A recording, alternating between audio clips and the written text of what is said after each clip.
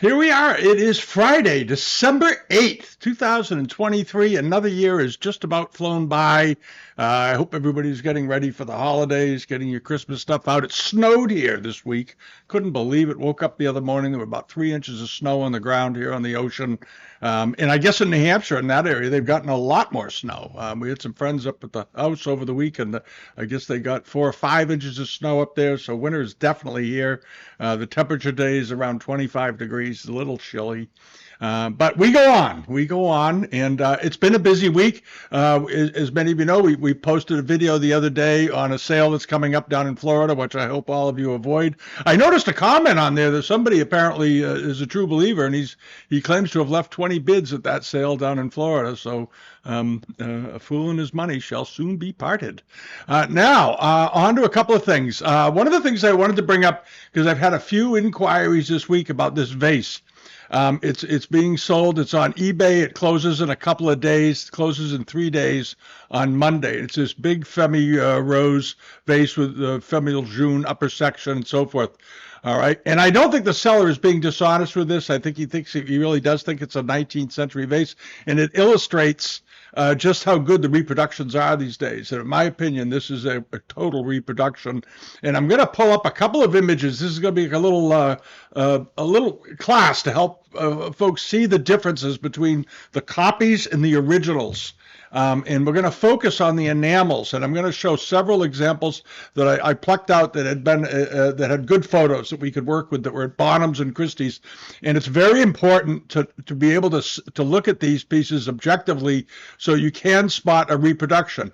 This vase is a copy. This vase is I believe a brand new modern copy. I don't think it's Republic period. I don't think it's late Qing. I think it was made sometime during the last 30 years. And I'm going to show you why. All right. Notice carefully how the rocks are done here, the way they're decorated, and the color, the tone of the color, and the way the faces are done, sort of squarish looking. And you'll notice that, for example, that this guy's eyes look just like this guy's eyes, look just like this guy's. The face, the resemblances of the faces are often on the copies very, very, very similar. Like this one is nearly a mirror of this one. They're nearly virtually identical. Now we're going to show you a couple of other examples.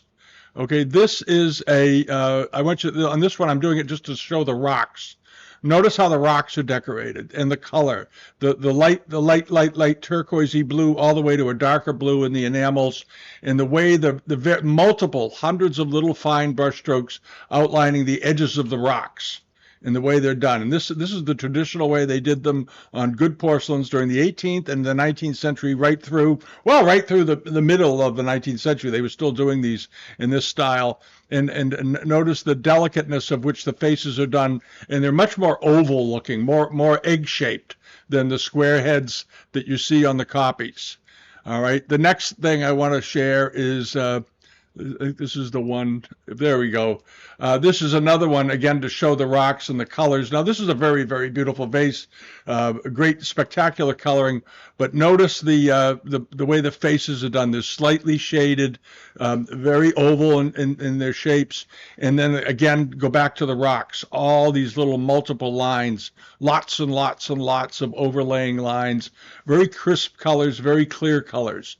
Now go back to this one. It just doesn't have the spontaneity of tone of the colors that you want to see. All right, and if you pull up, let's see here. Excuse me. There we have it. This one, and we'll zoom in on him a little bit. Again, notice the way the rocks are sort of fat brush strokes, sort of inconsequential, not refined. And then you look at this one, again, very defined rocks, very three-dimensional looking, bright, vibrant colors, and beautifully detailed faces. All right, pay close attention when you see these to the faces, the way they're done, the way they're shaded, the way the eyes are done, the brows, and so forth, and then the color pigments. All right, and then on here, the same thing. And you have these wonderful, the way the rocks are laid out, the way the pine trees are done, all the fine detail and the crispness of the color, the vibrancy of the colors. On the repros, they're sort of dead looking. And if you go back and forth between that and this and that, There's a theme to the brightness of color on the originals. All right, there's a crispness, there's a beauty to them, and when you look at the reproductions, they're sort of muddy and dead looking. All right, and this is one of the ways you can spot the copies. The foot rim looks fairly convincing. They're managing to get the foot rims more closely shaped in style and appearance to those that were done in the mid 19th century onward. This one obviously is a Qin mark because it's a copy of a type of Qin vase that was very, very popular, and they sell typically. They've been on the market. If you look through the Christie's and Sotheby's and Guardian auctions, you'll have seen them go through there, and they bring anywhere from 150,000. Well, the Qin examples bring 300, 400,000 up to about almost a million, up to 900,000. But again, we come back to this surface, and we look very carefully at those rocks and how they are drawn. All right. And you look at those rocks and how they're layered. They're very stiff. They look very planned, I guess is what I'm saying. And then you come over here, and the rocks just flow naturally. There's a very natural appearance to them. The same with these. All right, very natural appearance. They conform to the land. The colors are good, and all that. So the trick is that when you see a vase like this turning up, and you're having if you're wondering if it is possibly authentic, you really need to go and look up other examples that you're certain are authentic, and compare the little things, not the scene overall and not the color palette necessarily alone, but the scene overall with the colors and how they integrate. And if you do that, you'll quickly spot the difference. And I suspect that those of you that are watching can say, okay, you see this, and does that color tonality, that style of art, it all jibe with this? No, this is much more magnificent. It's much more beautiful. It's more vibrant. The colors are strong. The same thing with this. Same thing with this. All right, this is what they should look like. This is what they should like. And here's the original of that vase. This is one of these examples that has a lime green upper ground rather than yellow, and this was a really nice one. This one sold for 100,000 pounds, and it was listed only as, this was just 2 years ago, and they just listed as Qing Dynasty. When do I think it was made? Judging by the work, I'd say it was probably done during the first quarter of the 19th century, probably in the Jing period, somewhere around there. That's when I would peg it to have been made. It was a beautiful vase. It was estimated at 10 to 20,000. But again, if you look at the details, and thinking of this, if this were in yellow, in Femelle Jaune, the way this one is, you can go up to the top of this vase. And I'm not picking on this seller. I'm really not. This is an easy thing to fall into, these kinds of mistakes there. All right. This is look at the denseness of the color, the thick yellow enamels on here. The other vase obviously is green, but the enamels are thinner. Notice the way this chime is decorated. It's very, very delicately painted. And on this one, the chime is sort of heavy and thick looking. The way the lotus flower that's hanging upside down is decorated, the color of that flower, and then compare it to the colors of the pink on here. Let's see if we can find something similar. Down here, the shading, this delicate shading, very crisp, very clean, very nicely done. And the handles are nicely done on this one. And the handles on this one are actually quite well done. I just want to show them very, very quickly because they can be molded. These are not hard to copy, but you'll notice that the handles have a certain sort of thickness to them. Okay, the molding on them is quite good, but they're too thick, and the shades of the pink and the colors just looks lumpy and awkward. And then if you look at the other flowers in the middle here, these colors, they're too thick, they're too dense, they're too opaque. And the difficulty is it's hard to look at vases like this by their individual components. There's a tendency to look at them overall. How do they appear overall? And overall, at first glance, they look pretty good. They look fairly authentic. But when you really study the enamels and the way the faces are drawn, again, you have the gentleman on the back here Down here, if you pull those in, they're the same type of faces that they had on the other side, near these sort of squared heads with these rather dense sort of inconsequential, I'd call it, method with which the rocks were painted. There's not the delicacy, and you'll get to it. I didn't mean to go on quite so long, but it's an important thing to learn how to do if you want to look at pieces, because this thing is getting up to some fairly serious money. It's up to $4,000. It's got 3 days to go, and it's a $500 to $600 vase, in my opinion. All right. He has it listed as Qing 19th century, but the colors just don't line up. So just a warning. All right. Now, over to what's going on. Some of you may have noticed that over on the newsletter page, if you use it a lot, I know a lot of you do, we've added a feature on here that you're going to find kind of fun. Scroll down the page. This is last week's listings. We found a way to insert PDF files onto here so that you can browse them like live catalogs right off the newsletter page. This is pretty neat. And this is the Aguttes sale. They sent me this file the other day.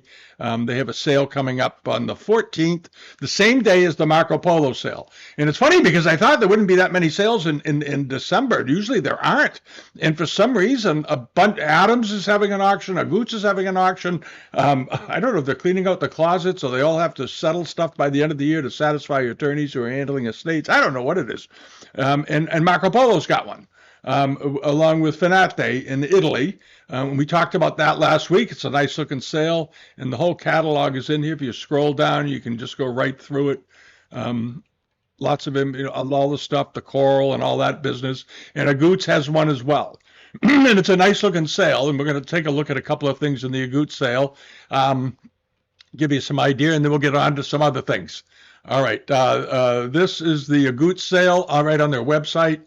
There's a lot of Chinese Kangxi 18th century wares, which you should expect. This is a French auction house. I believe these are in Paris or Lyon. The sale, you have to check the exact location because they have a few locations. Not that it matters if you're in the States and you're not going to physically attend the sale, but it's nice to know where they are. Good looking sale. Let's see here. What do they got? There's a couple of good looking robes, and the estimates are reasonable, I think. 2,000 to 3,000 for the robes. Here's one of the robes. It's sort of pixelated there. Hold on, we'll pull it back down. Nice looking 5-claw dragon robe, gilt thread skirt, and so forth. And there's another one that has a more embroidered skirt. Is that the next one? Yeah, there's this one. This is that one's a $3,000 or $4,000 one. This one is estimated at 60 to 80,000 euros. And they're dating it to the Yongzheng period, 1722 to 1735. It's imperial yellow. It looks like a heck of a robe. And there is a fairly good write-up with the provenance, as you can see. This is the background of this one particular robe and the collectors and where it came from and references, and you go and read up on it.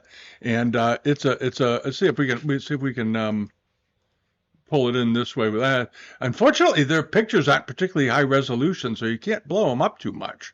That's sort of a mistake, isn't it? But at any rate, it's a good-looking robe. These are fairly rare. There was one not too dissimilar than this that turned up with one of the Christie's or Sotheby's a while ago, and I think as I recall, some of you can remember maybe, it had an estimate of over 100,000. It was like 120 to 150,000, and it didn't sell. And I think this time around, maybe they looked at it and said, we're gonna date this a little. We're gonna estimate this a little more friendly. And I don't think 60 to 80,000 for a Yongzheng robe is too much.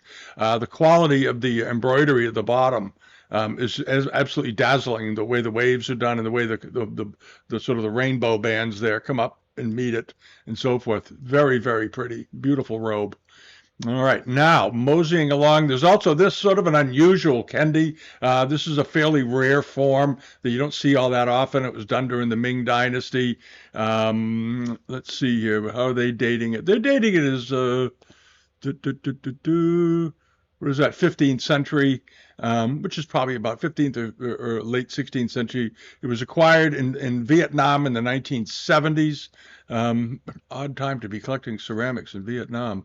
That was at the end of the war, as you all remember. that disaster. And then you have this. This is a nice looking thing, 8 to 10,000, but it's awfully nicely decorated, and it's decorated sort of in the manner of 14th century Ming wares. I don't think it is from that period, but that's the style of the way the lotuses are being drawn, and very very attractive. There it is, 8 to 10,000 euro estimate. Not bad. Then there's this huge Wanli charger. This thing is huge. It's 48 centimeters in diameter. It's roughly 20. What does that work out to? About 20 inches, just about 19, 20-inch charger. You don't see them that big very often.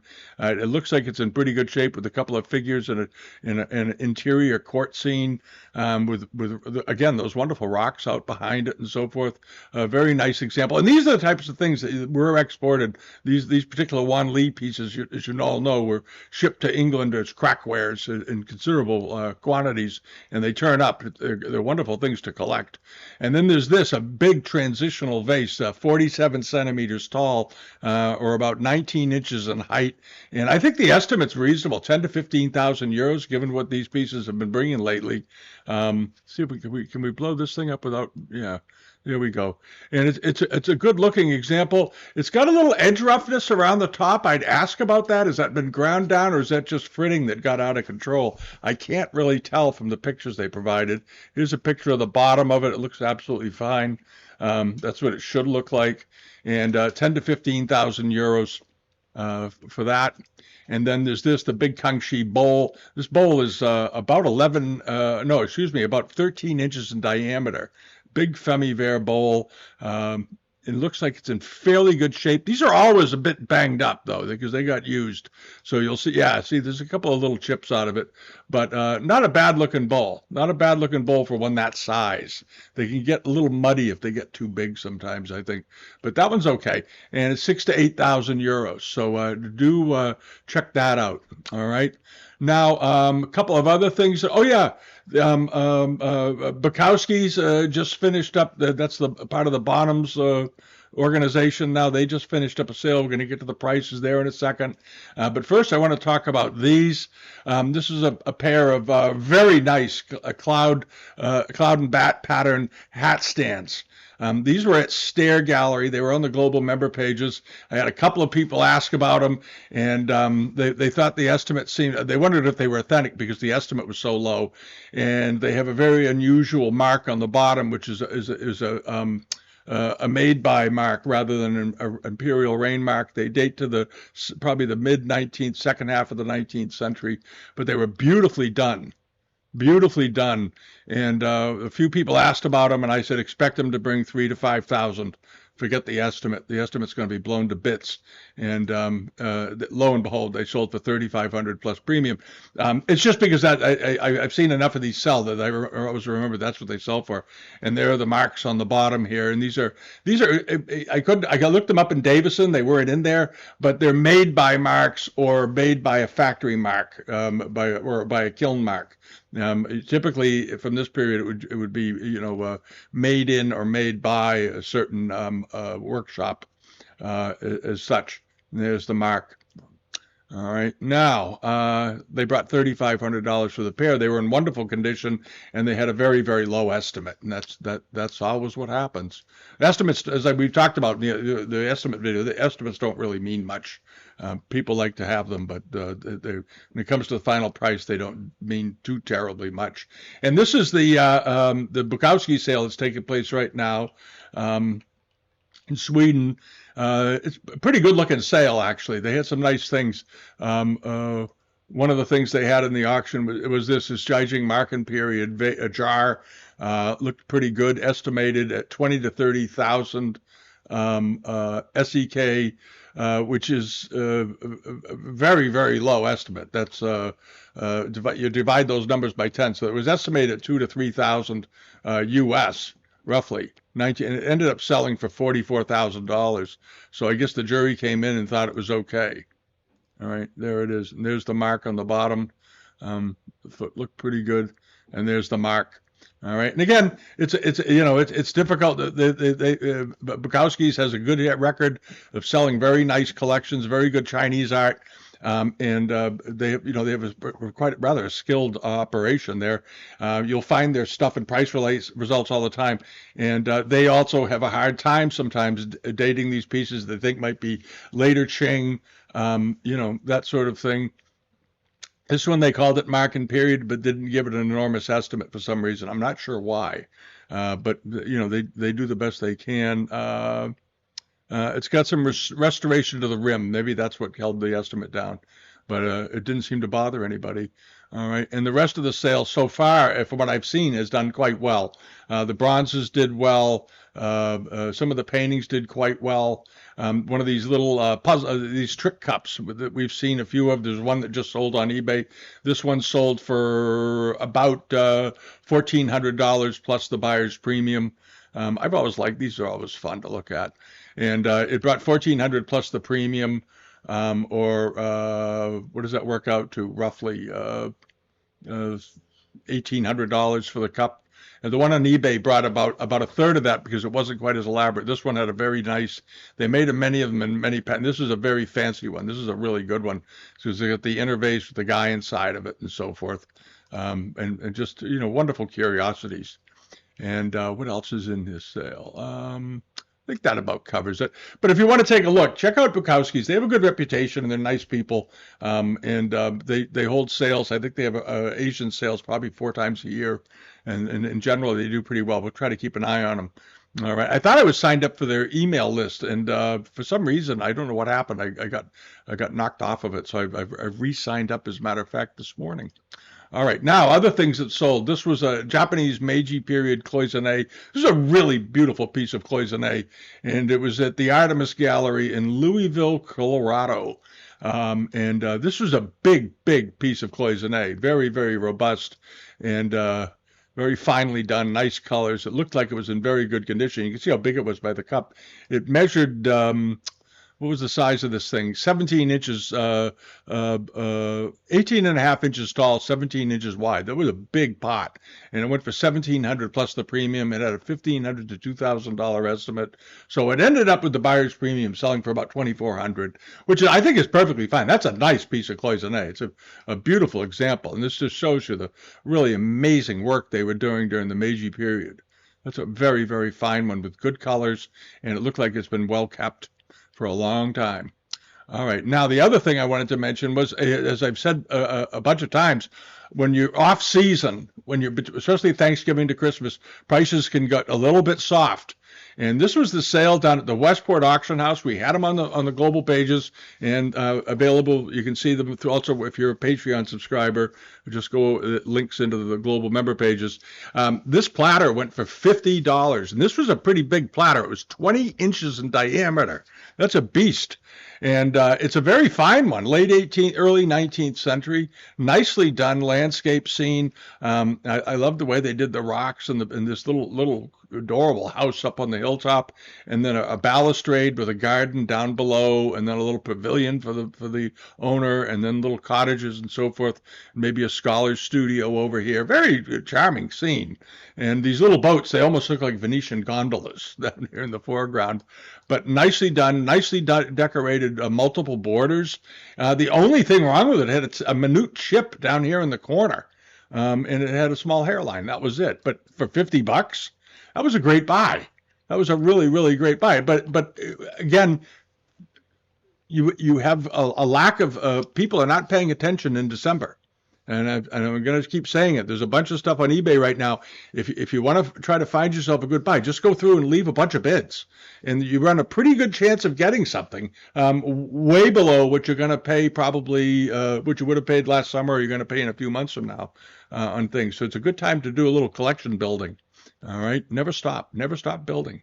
All right. And then this was that was the rest of the stair gallery. They had only a few Japanese things. I just wanted to show that. A couple of nice little Kutani pottery pieces. One piece passed, and the other one only sold for $75. Very, very reasonable, and so forth. And now hopping along over to this. This was at the stair gallery as well. Now, this was kind of a surprise. It was a couple of planters. The one on the left is a Mandarin style that you see often. They were made during the sort of 1840 to 1865, somewhere in there. and this bigger one with mask handles. No, this wasn't a huge pot. The price is, I find, a little bit baffling. It was 11 inches tall, and it was estimated. The lot was estimated eight to $1,200, which I thought was pretty reasonable. And this one here, with the sort of a, it looks like a governor or some sort of important figure being surrounded by people. Very typical mid 19th century Qing enameling Mandarin figures and so forth. It's got this sort of Greek key border at the top that's surrounded by flowers. And you see this often on Mandarin export pieces, framing scenes. And and I couldn't understand why, but this thing ended up selling for 11,000 plus buyer's premium with the other pot. There's the bottom of it, no rain mark. Not quite sure why. Not quite sure why. Maybe just two people absolutely fell in love with it and they had to have it to put a plant in. I'm not sure. But I thought the estimate was a little bit, I thought it was very reasonable. I thought it would maybe, okay, it might bring, 2 or 3,000. But this thing with the buyer's premium ended up bringing in about $14,000. So there's life in the old girl yet when it comes to decorative stuff, I guess. But that's a sort of a surprising number. That but they're in Hudson, New York. It's bonus season. Maybe somebody just saw it and had to have it as a gift for somebody. Who knows?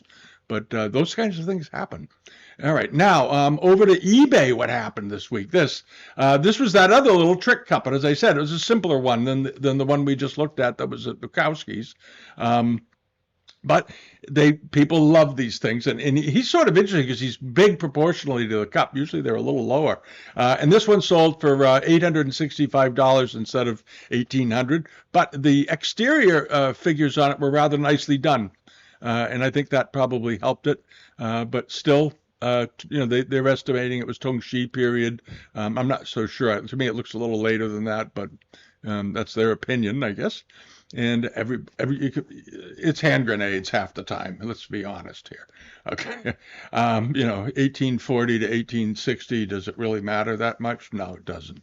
All right, now on to this. Some of you may remember this little tureen. This was listed about a month or a month and a half ago. It brought around $400, $450. It didn't get paid for, and Stanmore House Antiques had to relist it, which is always a risk. I think he waited a little bit because he didn't want it to go back through and get crushed. Maybe a few people didn't see it before, and I couldn't understand why they didn't pay for it. To me, it was a mystery because I think for $400 was a great buy.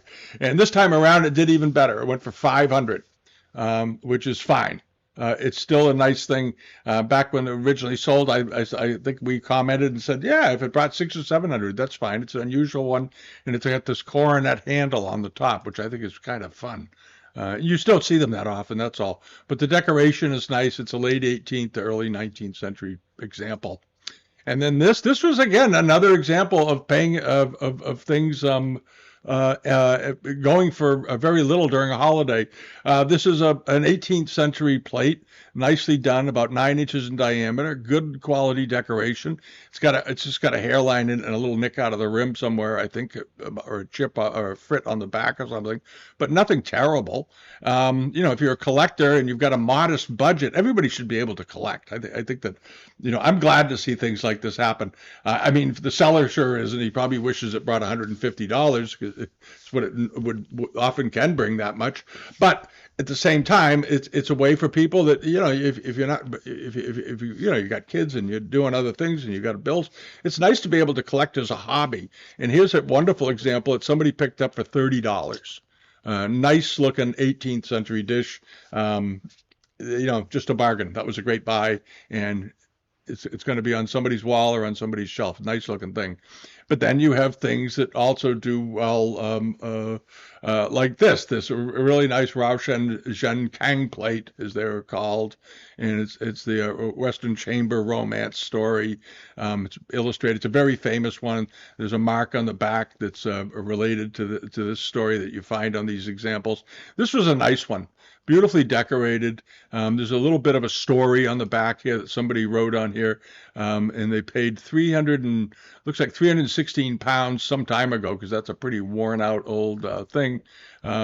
and it has some I can't really read the writing, but at any rate, Roosh Run. Oh yeah, it talks about the mark on the back. That's what it is. Nice looking plate, $1,913, but a rare bird. Did fine. And then the butterfly rose dish, familial rose dish that we talked about, the rose canton dish. I just thought it was nice. It was interesting. I love the butterfly, and somebody picked it up, I think, pretty reasonably, $177. But a nice pattern, and that makes it a little bit different than the typical mandarin or a rose medallion scene. You've got something with a wonderful butterfly coming off of it, and he's going towards that flower. It's very nice. $177. All right, now over here, the Kangxi vase. This was being sold by Joyams over in Europe, and it did fine. It brought $1,003. But a nice looking vase, well-known type. They produce these. You'll see these at the major auction houses. You see them at Bonhams. Sometimes they sell them in pairs. How tall was this one? Usually they're about 13 inches or so. How tall is this one? This one was 11 inches tall. It's a little shorter than some, but very nice. $1,003, right on the money. And then there was the Kangxi period on biscuit, the Femi-Vert on biscuit, sweet meat dish. This has been up for a couple of weeks. They launched it properly. They put it up, I think, on a Thursday or something. But the idea is that, this went up on a Thursday. It was a 10-day auction. That's the absolute optimal time to sell things. The right time period. The reason you want 10 days, I've said it many, many times in case you've missed it. If you sell on eBay and you're listing, only do 10-day auctions. Only start them on Thursdays or Fridays at the latest, and generally plan on having them end around between 7 and 9 o'clock Eastern time in the United States. That is the sort of the accepted sweet spot among people that sell a lot on eBay for the last 25 years. That's become it. And the reason you want to start on a Thursday or a Friday only is that gives you 2 full weekends for people who are looking to find the stuff. All right. On the internet, it's a matter of time. And that's why if you see an auction, for example, you can get some great buys from an auction house. Okay, a little pro tip here. If you see an auction appear on Live Auctioneers, and there's less than 10 days between the time they get the thing online and the auction, you stand a really good chance of getting a great buy, because it's hard, not that many people are going to find it in time. All right. The auctions where they put them up 22, 23 to 35 days ahead of time, usually by then that auction's been seen by everybody. There's not a lot of there's not a lot of pieces fall through the cracks at that point. But if you have a 10-day window, even 7 days. A couple of auctions that we put on the global pages this week have only been up they went up 4 days before the auction on Live Auctioneers, which is basically a waste of time. And if you're a consigner in an auction like that, pull your stuff out. You're just giving it away. If the auction house doesn't get your stuff up 3 weeks in advance of the sale, raise hell with them. All right. It's got to be 3 weeks. There's 2 weeks or 10 days to 2 weeks ahead of sale. And I've noticed a number of auction houses have been doing it more and more and more. Call up and withdraw your lots. All right. That's all there is to it. You need at least 3 weeks for market penetration on the internet if they're using Invaluable and Live Auctioneers and Sale Room and Druo and that kind of thing. But a 5-day window, a 6-day, 10-day window, nowhere near enough. Nowhere near.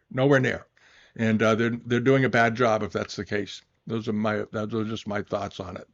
When we ran auctions, we used to get our mailers out, and the ads in the trade papers a month ahead of the sale religiously.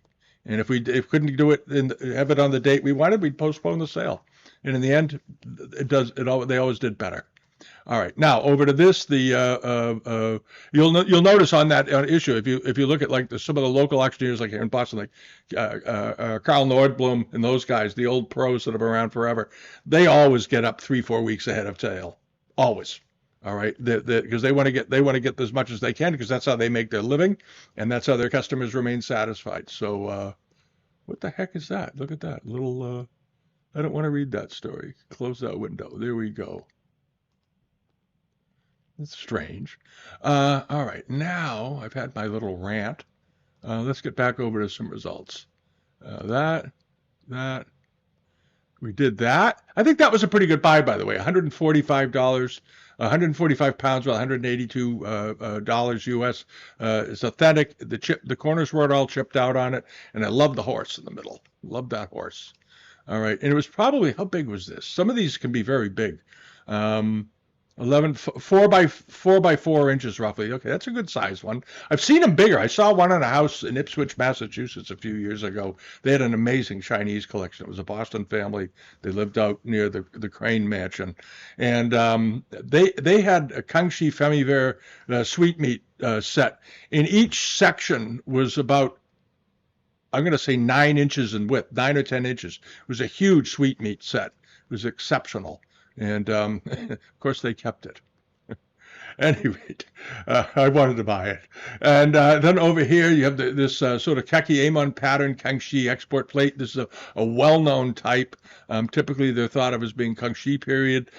This one sold for $377. Very recognizable. And the same seller had a couple of others, but I think it had the others had a couple of nicks out of them, and they brought a little bit less, like maybe 100 less each. But this was a nice one. It's about 9 inches in diameter. All right, and what's coming up? There's a lot of stuff going to be online this week on the newsletter page. Just as a heads up, if you use the newsletter page, just check on it by the time this video comes, and all the stuff will be on there. But I looked at the pile the other day, and there's a lot on there. And we'll replace the videos, of course. And if you haven't signed up for the newsletter page, just click this button, and then you'll get a notice as soon as the page is updated each Friday, and you can get there quickly. Because there are things that we put in the newsletter that close Friday night. If we see something that looks interesting and it closes at 7 or 8 o'clock on a Friday, and the newsletter gets updated around 5 to 6, and you get the notice, there may be things on there that are pretty good that are closing very, very shortly. And you don't want to miss out on them. But this week was a pretty good week, and there were some very, very good buys. And as I always say, just leave a bid. Go through and carpet bomb it. These Canton pieces that Joni's up in Canada put, some of them brought $35, $40 because, again, time of year really, really pushes down the prices of some of this stuff. All right, now what's coming up? There's this. This is a Kangxi Wucai plate. And it's got some wear to the middle. These always have wear to the iron red in particular, and these are very susceptible to it. But it's a legit example. It's got this. It's got a hairline in it, and it's got that track unglazed foot rim on it. It's up to $66. It probably with the hairline in it, it's probably going to end up going to maybe $400 or $500. I don't expect it to go for a lot more than that. But if you've always wanted an example of these, this is a good one. It's a nice one, and it is. How big is this thing? It's about 9 inches, 10 inches. It's about 10 inches in diameter, 10 or 11, 10 and a half inches in diameter. So it's decent size. 27 centimeters and change. And there's also this. This is all Migulari. Migulari's got a pile of stuff on here. We're going to have a lot of it in the newsletter this week. Some of the nice things in here is this. The Kangxi period plate with the sort of the lotus leaf lozenges around the outside. Nice deep colors. It's got a Chanhua mark on the bottom, of course, but everybody knows it's Kangxi. It's got 45 bids. It's only up. I don't know how the heck do you get 45 bids and it's only up to 80 pounds.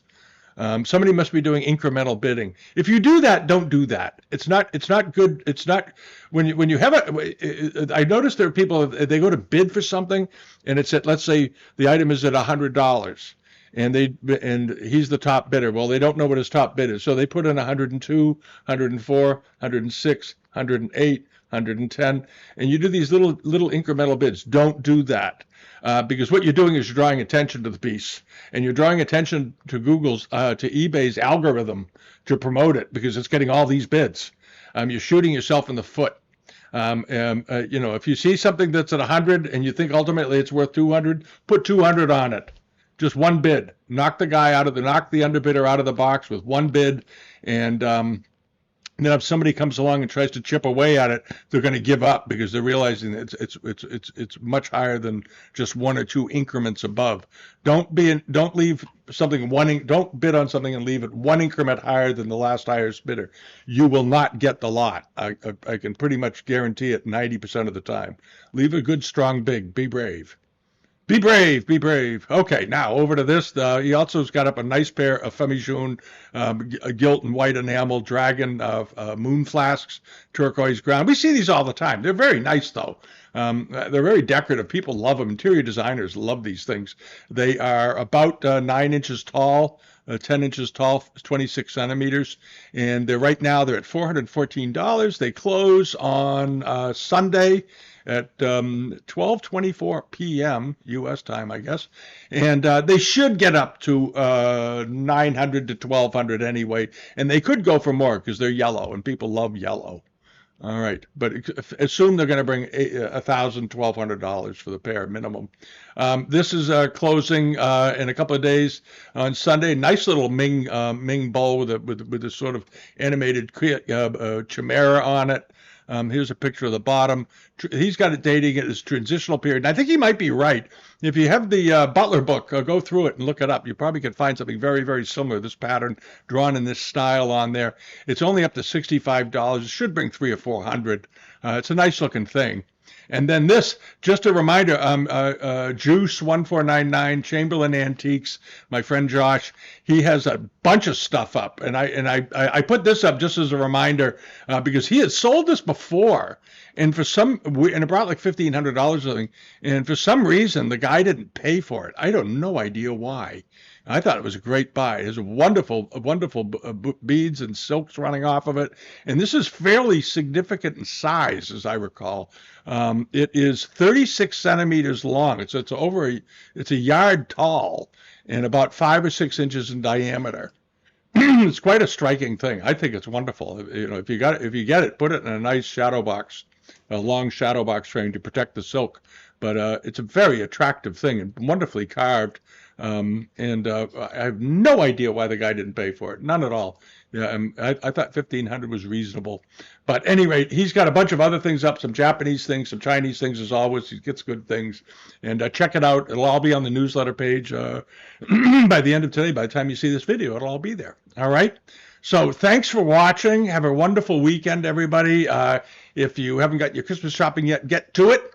And thanks for joining us over on Patreon. I noticed a big increase in traffic over there, so thank you. And looking at the stuff we're posting over there, because we're treating it sort of like a separate little mini website for the folks that support the channel and help out so much. It means a great deal. And we're trying very hard to put several things a week on there, the way we do with the news, with the global member pages and little videos and articles that we find and so forth. So it's kind of fun. It's a fun environment. And I want to thank everybody for that. And thank you all for watching this. And if you haven't subscribed yet on YouTube, please do. Leave a comment. Give us a thumbs up. And I'll see you next week. All right. Have a good weekend. Bye-bye.